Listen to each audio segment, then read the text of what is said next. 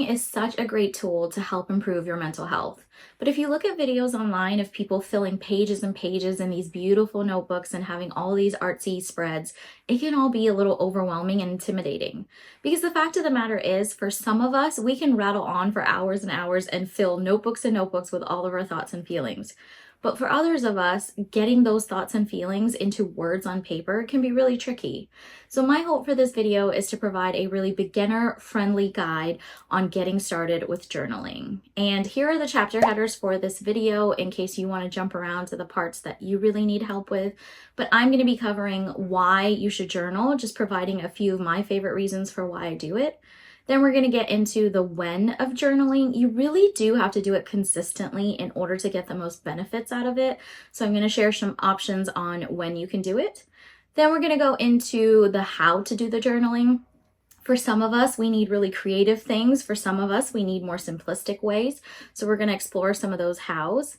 And then we're going to get to the real heart of this video, which is prompts on different types of journaling. So what are you actually going to write when you sit down and sit with your pen and paper and get those thoughts out? What are you going to say? So I'm going to provide some prompts on two different streams of how you can look at journaling. One is a little bit more intentional and one is a little bit more free flow, brain dump type of way. Then we're going to look at some alternative ways to journal. I think everybody always traditionally thinks of journaling as like pen to a blank piece of paper, but there's been so many evolutions of journaling now, and there's so many other great ways if you're somebody who needs a little bit more of a nudge into getting those thoughts flowing. And then lastly, we're going to do a live journaling session together. At the end of this video, I'm going to get one of my notebooks, get out a fresh new spread, and I'm going to do it with you with one of the prompts that I talk about so that you can see a real life example of somebody doing a journaling session. So we have a lot to cover today. Let's just get right into it. So let's start with the why of journaling. And I'm not going to spend too much time here because I really want this video to mainly be about the actual doing. But I did want to share a couple of my favorite reasons in case you're looking for a reason to get started with journaling. So my first favorite reason for why I do it is because it always makes me feel better after I do it. There is not one single time that I've sat down to have a journaling session and I haven't walked away feeling a little bit lighter, feeling a little bit better. Because there's so much in our subconscious that we carry around that we don't even know exists. And it also helps you kind of validate all of those feelings that are subconsciously living within you. Because oftentimes either we can talk ourselves out of it or somebody around us or society can talk us out of feeling the way we feel. You know, why are you overreacting? Why are you still holding on to this? How can you still be sad about this? But the fact is, if you had an emotional response to something, you need to validate it, and journaling helps with that. My second favorite reason for why I love journaling is because me personally, I want to live 100 different lives in this one lifetime. And when I journal, I get to meet so many different versions of me that I didn't even know existed. It helps me set new goals. It helps me have deeper relationships. It helps me unpack things that I didn't know I was holding on to that are keeping me from new opportunities. It just helps me meet all of these different parts of myself that I didn't even know I had inside of me. And then my last favorite reason for journaling is that it gives each day its own meaning, no matter how normal and ordinary the day is. I read this quote that said, don't live the same year 75 times and call it a life. And that really hit home to me because sometimes we do have those periods where days and weeks and months kind of just blend into each other and you don't know one day from the other. But since I've started journaling more frequently and more regularly on a daily basis, it's really helped me understand that each day does have its own significant meaning. Even if something as tiny as, I got my favorite cup of coffee that day, it still makes that day special in its own way. So those are just some of my favorite reasons for why I love to journaling. The more you start and the more you do it, you're going to find your own favorite reasons for why you love to do it as well. Okay, now let's get into the when of journaling. When are you going to sit down and write about your thoughts and feelings? And the thing with journaling is the more you do it, the more you're going to get out of it. It's kind of like diet and exercise for your physical health. Journaling is the same for your mental health. The more you do it, the more practice you have, and the more of a habit it becomes, and the more benefit you can get out of it. But the thing is, there's no one consistent or cookie cutter way that works for everybody. You kind of have to figure out what is going to work for you and your personal preferences and what is going to give you the highest chance of success at making sure you do it regularly. So here are some options. The first you can start with is daily. This one can be a little daunting just because it's so much up front. But for some of us, we need something to remind us daily in order for it to become a habit. And the thing with daily journaling is every single day, you don't have to pour your heart out. You don't have to fill pages and pages. There have been times in my life where I've done daily journaling, but I've just written one sentence. And that's enough. And, one sentence doesn't sound like a lot, but when you compound it over days, weeks, months, it really does start to build on itself. And you can feel the lightness of your brain, even by writing just the one sentence. You can also do journaling on a weekly basis. I would recommend doing this on a Sunday evening because for most of us, we're usually home on a Sunday evening. We're getting ready for the work week or for school or whatever you might have going on. For most people, they're usually home on a Sunday night. So it gives you that stability for you to do it more consistently. And a week basis is a good amount of time. It doesn't feel like a lot. It doesn't feel like little. And you can look at what went well last week and what you are going to do in the week coming up. It's kind of like taking a little temperature check on how you're going for the next couple of days.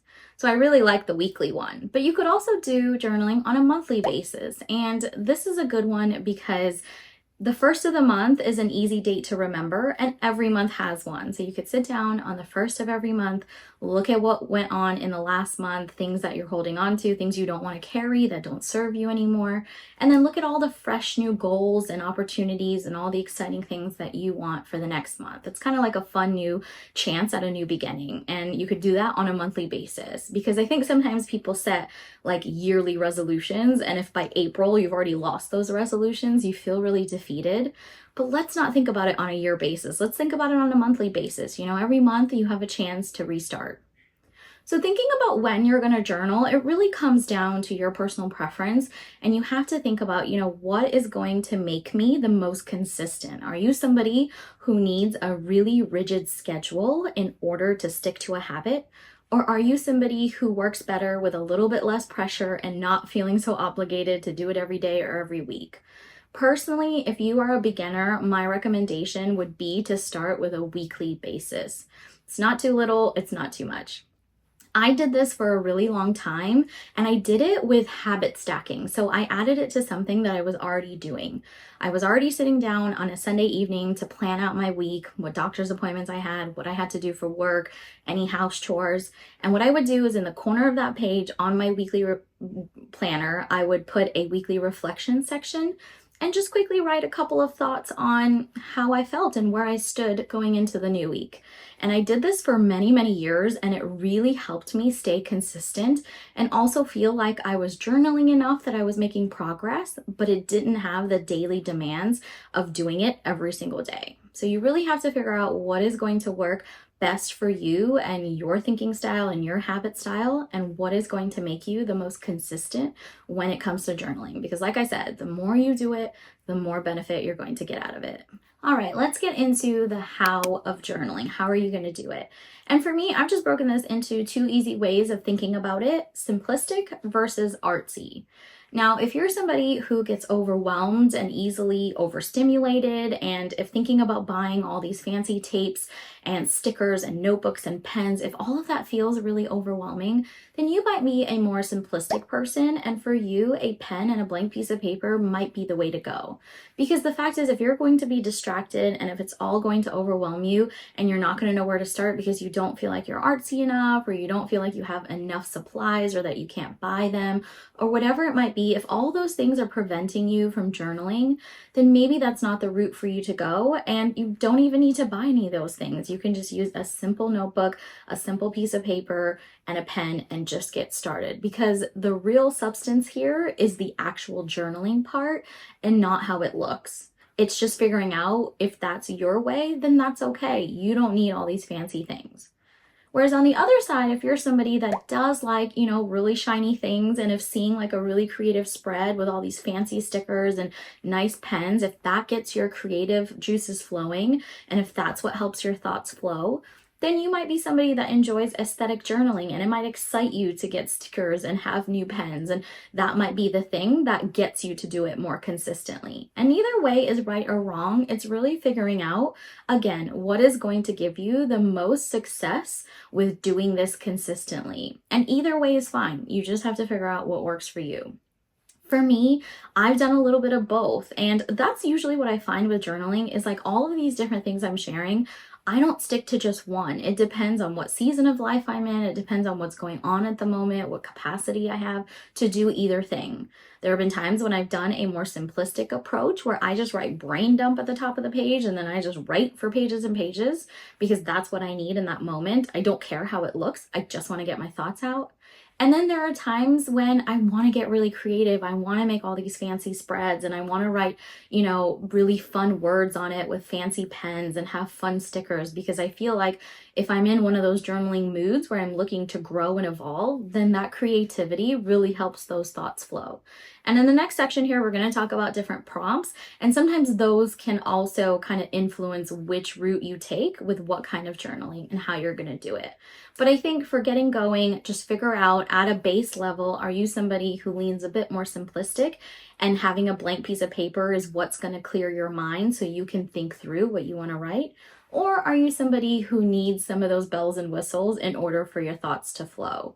And those are the first two ways that I would encourage you to think about how you're going to journal without ever buying anything or going to the supply store or getting a bunch of stationery. Figure these two things out first, and then you can go from there. So now that you know why you're journaling, when you're going to journal, and how you're going to journal, let's get to the main heart of this video, which is what are you actually going to say when you sit down to have a journaling session? And the easiest way I could break this into a beginner-friendly way is into two different paths. Because the thing about journaling is that every time is going to look differently depending on what's going on in your life, what mood you're in, what season of life you're in. Not every prompt is going to apply to every single time you sit down. So there are two distinct paths here. And the first one we're going to start with is what I call the stream of consciousness brain dump. And this is the one that you would normally think of when people think of journaling, which is you have a blank piece of paper, you have your pen, and you're just going to regurgitate everything going on in your mind. And this type of journaling really does have its benefits when you have a lot going on. And when you are feeling overwhelmed and really emotional, either good or bad, things, even good things can propel us into feeling overwhelmed. This type of journaling is also good for when you kind of need to sort through a lot of moving parts that are happening in your life. We all have those times in our life when it gets really busy. There's so many things happening at the same time and you just kind of need to sort through it all. And then the last reason that this type of journaling I would use is for when you are really needing to take stock of your feelings because you don't know what's going on with yourself. There are times when we feel like we aren't ourselves. Something doesn't feel quite right. Something feels like it's off of its axis, and you need to understand like what's going on because you can't seem to pinpoint what it is and why you're feeling that way. And for me, this one has worked so many times for this reason, because there are times when I have sat down to journal and I don't even know what I was going to write or what I was dealing with, but 30 minutes later, sure enough, I have uncovered something and I'm like, oh yeah, this is the reason that I've been grumpy all week, or this is the reason I've been snapping on everybody. I didn't even know I was feeling this way. So doing this type of journaling when you're just feeling like this is so heavy, it can help you just kind of get it out of your system, get it off of your brain. And when you look at it on paper, it can help you start to make sense of what has been going on. And I do this one often, usually when things are getting a little nutty in my life or there's too many things going on and I just don't know how to articulate my words to somebody else, like my husband or a friend or whoever. I just need to go sit by myself and just regurgitate what's happening. And the best part is that it doesn't even have to make sense because this is for you. So it can be random thoughts that are just coming out of your mind. As long as you're getting them out from here and onto paper, you're already taking the right next step to dealing with it and to figuring out what is actually happening and why you've been feeling the way that you've been feeling. So this one works great for all of those overwhelming times, all of those busy times, all of those times when you're just feeling not like yourself. This can be a great way to just take stock and realize, okay, this is what I'm working with. Let's take it from here. So that was our first path, the stream of consciousness brain dump. Now let's move over to the second path, which I call the intentional journaling path with a specific goal in mind. And I've broken this into past, present, and future. Let's start with the past. So if you find that a lot of your time and energy and your thoughts are constantly going back to think about something that's happened in your past, maybe you've gone through a really rough season of life, maybe you're going through a breakup or some sort of relationship hardship or anything else that's going on with your family or your job or whatever it might be, if there's something that your mind is always going back to and you're spending a lot of time in the past, then you might be looking to do some healing journaling. And there's some great questions you can use as prompts to do some of that journaling. The first one is, what no longer serves you? There are a lot of things that we hold on to, even knowing that they're not great for us, but taking a stock of what are these negative influences in our life that we're holding on to, some bad habits, some bad thought processes, and what is not serving me any longer and what I can leave behind. Another great question to ask is, are there some radical truths that you can accept about the situation? There are so many times when we think about something in our past and we think, oh, I wish I could have said this differently. If only this had happened and not that thing. Or, I wish this could look a different way than the way it did. There's so many questions that we what if about. But the fact is, they've already happened and there's nothing you can do about it. So getting yourself to accept that this thing has happened and looking at the truth of the reality, which is it is what it is and it already happened. How can I accept it and leave it there is really, really powerful. And then the last thing is, what brings you comfort in times of pain or hurt, or when you rehash something from your past and it makes you feel really emotional. What are the things that bring you comfort and joy when you're feeling like that? Writing things that can give you that small pick-me-up, the things that get you out of a rut, that get you out of that negative rabbit hole, just writing them down so that you have something to look back on when you need that pick-me-up can be really, really helpful. And along with these questions, something I also like to do when I'm kind of dealing with something in the past that I can't seem to let go of is making like a success list or a conquered list, whatever you want to call it. And this is a list of all of the hardships that you have had in life, but that you have gotten through. Because sometimes when you're in one of these really tough seasons of life, it can be hard to think about when the sun is going to shine again or when you're going to get out on the other side of that tunnel, because sometimes it just feels impossible that you're ever going to get out of this. But when you look at a list of the things that you've gone through in your past and that you've already gotten over and gotten through to the other side, it gives you that little boost that you need to be like, you know what? I have dealt with some really crazy things. I got through all of those. If I can get through those, then I can get through this as well. And I can give myself the push to keep going, even when it feels like it's completely impossible.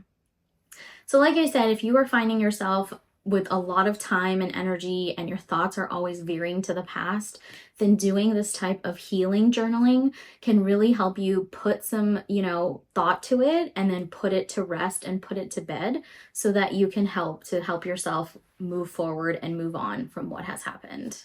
The next type of journaling for our intentional path is for the present. If you find that you are in a season of life where everything is just rush, rush, rush, everything is bleeding into one another, and it feels like it's just a circus all around you, then maybe what you're looking for is some mindful journaling to bring you back to the present moment. It's journaling that's going to help you just stop for a second, smell the roses, do all the things, just bring your mind back to where you are and where your feet are. And this one, there are a lot of great questions and prompts for this one because this is one that I struggle with a lot and I need to constantly remind myself to come back to the present moment, to come back to the present day. So here are some really great questions and prompts you can use. The first one is, what is something that made me smile today? This one is a great way to just stop for a second and again, give that day some special meaning. The next question you can ask yourself is, what are some of your favorite small joys and how can you add more of them into your day? And with this one, it sounds very trivial and it sounds very obvious, but I promise when you find those little small joys and find pockets of inserting them into your day, those little self-care moments, they can be really, really powerful. Another great question is, what is the best thing that happened today? Because like I said, while not all days can be amazing, some days are normal and average and mundane, you can still pick out one little thing that happened that still made you feel really great. Maybe it was a hug from your kid. Maybe it was your morning coffee. Maybe you got 2 minutes to talk to a friend, a funny meme that made you laugh. Just anything where you can just take stock, take a moment, take a breather, and realize what happened that day. So all of these questions are really great for getting you to think about how to slow down and come back to the current moment. Another great thing I like to do with this is also have a gratitude list. I cannot tell you how powerful expressing gratitude can be. Ever since I have started doing this, it has completely changed my brain chemistry. I am convinced of that. I am completely convinced that this has altered the way that I wake up in the morning, that I have, my outlook on things, that I am able to just power through and push through certain things, and also giving me the ability to slow down and be mindful of all the great things that I have going on in my life, even when it seems like there aren't that many and the negatives are kind of taking over. If you find that one thing to be grateful for, or those couple of things, it can really ground you and bring you back to that present moment. So this type of mindful journaling is really, really powerful. I know a lot of us can use it because we have such busy lives. I feel like the circus is always circusing and nothing is going to stop that. You kind of have to do the things you have to do. But adding in some of these moments to journal and just take stock of things that have made you smile, things that make you feel good, things that you're looking forward to or that you're grateful for, they can really help give that little breather in your day, that little breather in your week to be like, you know what? I need to enjoy right where I am. And then the third path for intentional journaling looks at the future. If you find yourself craving some kind of change, whether that's learning a new skill, getting a haircut, it's just all that nervous, buzzing energy inside of you that's like craving some kind of level up or looking for that next version of yourself, then you might be looking to do some growth journaling. And this one is really great as well. I'm an anxious person, so I'm always thinking about the future, and I've learned to turn that anxiety from something that makes me scared and nervous into something positive that I can turn into some type of growth. And there are a lot of great questions for this one as well. The first one is, if you had more time, what would you be doing? How would you be spending your time if you didn't have to worry about having the time to do it? What is it that you would love to do? Another great question is, what is a new skill that you would like to learn? Are there things that you haven't explored? Not all of us are fortunate to get to do what we love for our work. And, life is life. You got to pay the bills and do the 9 to 5. But outside of that time, if you had much more time to do something that you loved, what would it be? Another great question is, in 1 year, I'd love to blank. What does your life look like a year from now? If you could envision any type of life, if you could rub a magical genie lamp and have the type of life you wanted, what would that look like in a year? And how could you get there? What are the skills you could learn? What are the experiences you could have? Who are the people that you could meet along the way to get to that end goal? So these questions are a lot of great ways to look at how you can grow into that next version of yourself. And a great list to make for this one is a bucket list. It's all the things that you're looking forward to doing, or maybe new experiences that you want to attract and manifest into your life. Because the thing is, sometimes when we write it down and we look at a big list of the things that we want to do and conquer, sometimes that's all the motivation that you need to get going, to start checking them off. And it gives you that spark to just keep evolving and keep growing and getting to that next leveled up state of yourself. So these are the 2 different paths that you can take to asking yourself questions and having prompts to do journaling. As a quick recap, we have first our stream of consciousness brain dump. This is when you are feeling overwhelmed, you're really emotional, there's a lot going on in life, and you just need to get it all out of your head. Whether it makes sense or not, you just have to get it out of your brain so that you can start to look at it and break it down. And then we have our intentional pathways of journaling. This is looking at past, present, future with a specific goal in mind. Are you looking to do some healing? Are you looking to do some mindfulness? Or are you looking to do some type of growth in your life? And these different pathways can really help you break down what you're looking to do and how you're going to do them. And the thing about all of these different ways of journaling and all these different prompts is that different ones are going to apply at different points in your life, depending on what season of your life you're in, where you're trying to go, what you're trying to do, if you're healing from something or something tragic has just happened. Each one can apply at a different point, or you could even do a combination. There are times when I need to do a good old brain dump and just get it out of my head. And once I've done that and it feels really cathartic, then I feel like doing some growth journaling because I'm like, you know what? I'm letting all this stuff go. I feel so much better now that it's out of my brain. Now I want to sit down and plan out the next month and all these exciting things I want to grow into and do. So you can always do a combination of one or both or all of them, depending on what you need for that moment in time. And you should use them like that. Use them as and when you need. That's what they're there for.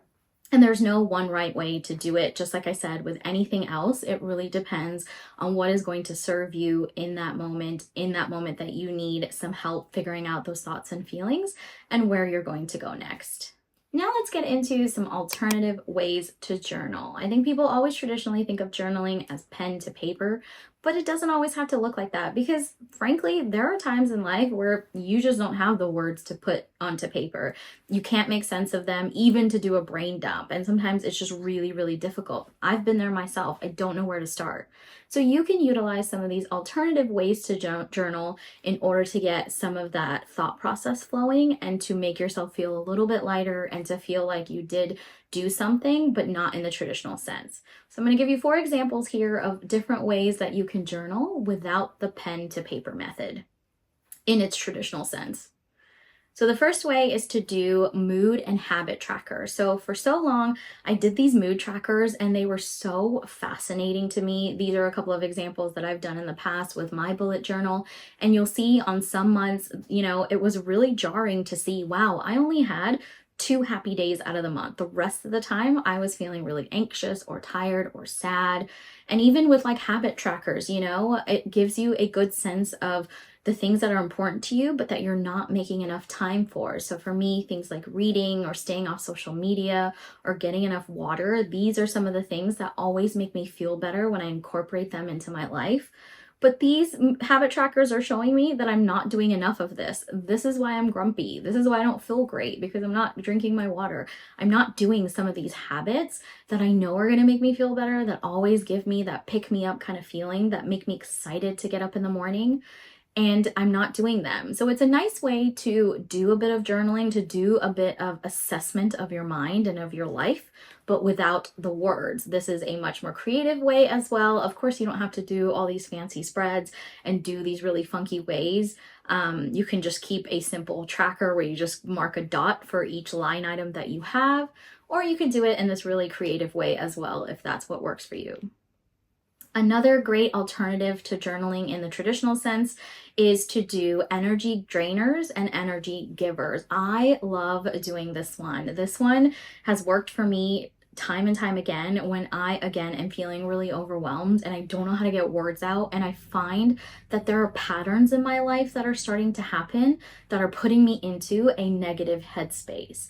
And so just sitting down and having one piece of paper say energy drainers, another piece that says energy givers, and writing all of the things that fall into both categories so that you can look at what do you need to do more of and what do you need to do less of? Because what happens when we feel that imbalance is we're probably doing way more of the things that drain our energy and not enough of the things that give us energy. So when you can take stock of those things, it can really help you shift that imbalance to getting you back to the proper state of mind.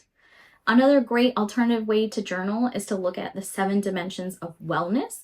So let's say you're in a period of life where you know something funky is going on and you're not feeling like yourself, but you just don't know what part of your life is not quite right.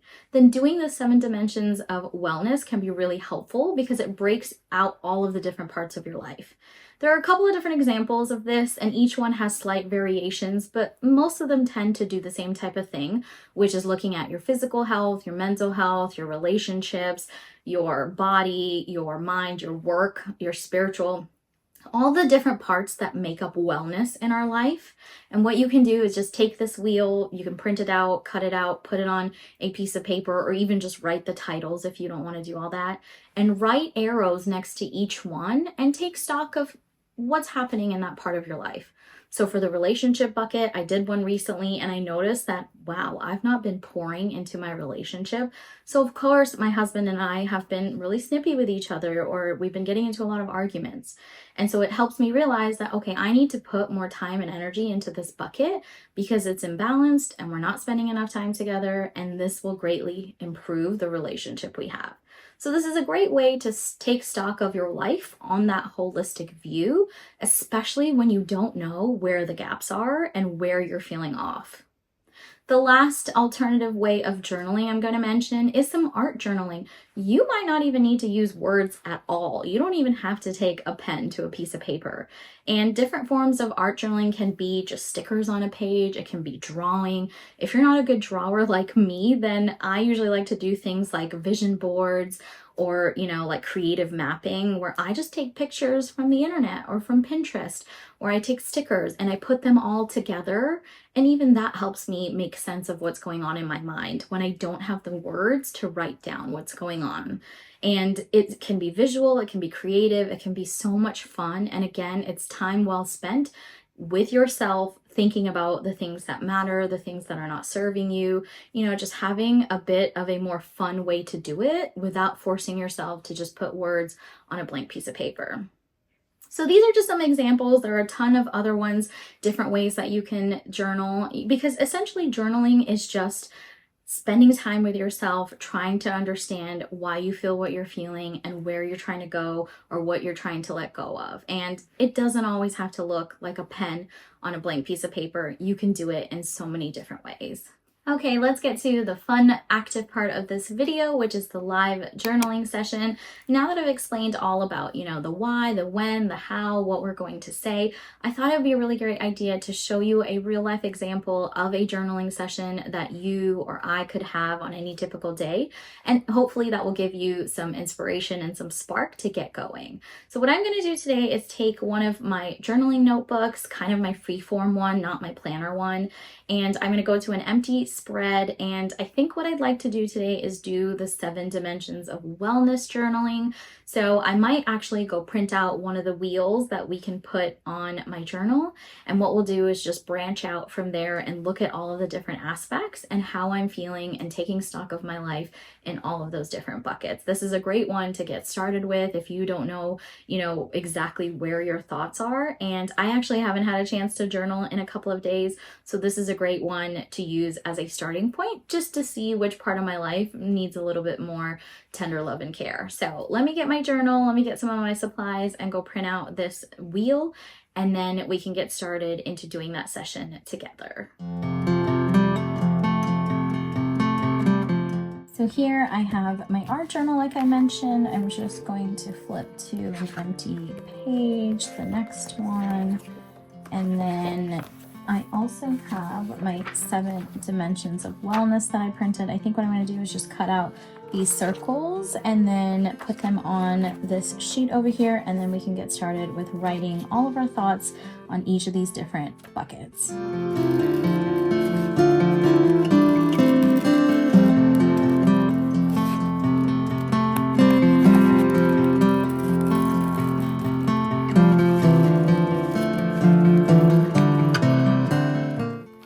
Like I said, you can do whatever you need to do with this, whether you are a creative person or a more simplistic person. I think for today's exercise, just to keep this video a little shorter, I'm just going to take this and put it onto the sheet over here. Typically, I would put a bunch of stickers and do different things, but I am going to be creating a video that talks about aesthetic journaling and making some fancy spreads. So if you'd like to see a little bit more on the artsy creative side, please stay tuned for that video. But for today, we're just going to do a simplistic one. I'm going to put this in here, and I think what I'll do is just match, just to make it a bit of fun, maybe the color of the pen to the color of the dimension, and we can write some things out. Although now that I'm saying it, I don't know how big of a fan I am of that. Maybe I'll just make the headers in the colors and then write with a black pen. Typically when I get to writing, I would recommend using black or blue pen because, you know, in the future when you want to make sense of it, the colors won't bleed, and black is just, you know, very classy and easy to read. So I'm gonna get this down, and then what I'm gonna do is just take each of these headers, so emotional, financial, intellectual, and I'm gonna create headers throughout here, maybe do some different blocks or something, and then just write, you know, what's going on in that particular part of my life.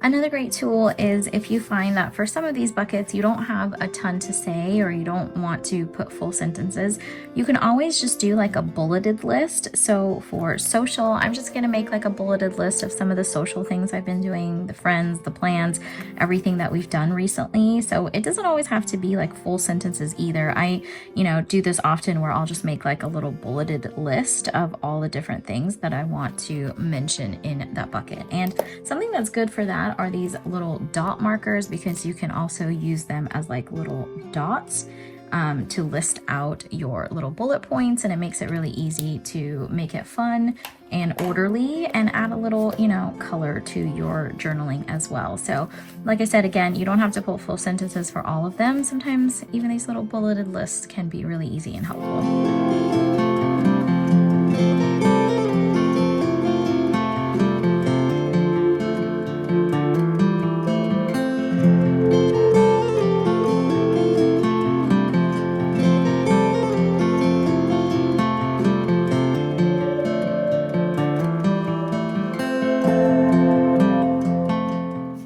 And as I'm doing this exercise, I'm noticing that some of the buckets are a lot easier to talk about than other buckets, because I think I've been doing more in one area than another, but that makes it really nice to be aware of that, because now I know, okay, I haven't been putting enough into my physical bucket. Maybe I do need to get outside for some more walks. I need to go to a yoga class. I need to fill this bucket of my life a little bit more. Where some of these other ones where I'm feeling a little overwhelmed is because there's been too much in that one bucket.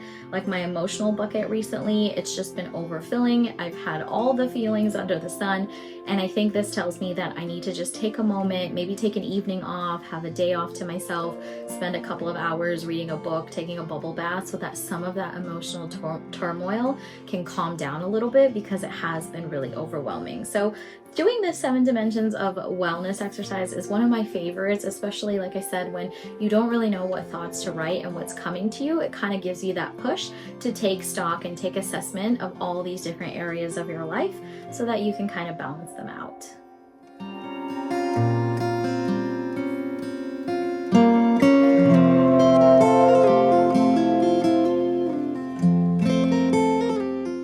This brings us to the end of the video today. Thank you so much for watching. If you enjoyed it, please give it a thumbs up. Please leave a comment about anything else you'd like to see in a journaling series. I love this topic. I recommend it to everybody. It is so, so powerful for mental health and improving how you feel and how you approach life. So I'm always happy to talk about it. If you have any other questions or any other videos that you'd like to see in this series, I am going to be making one that is about more aesthetic journaling. If you want to get into some of those creative spreads and doing some of those funky things with stickers and washi tape and pens, I do intend to create a video around that. But if you have specific questions or anything else about this topic, then please let me know in the comments, and I am happy to look into it and see if we can create some content around it. Thank you so much for watching today, and I will catch you next time.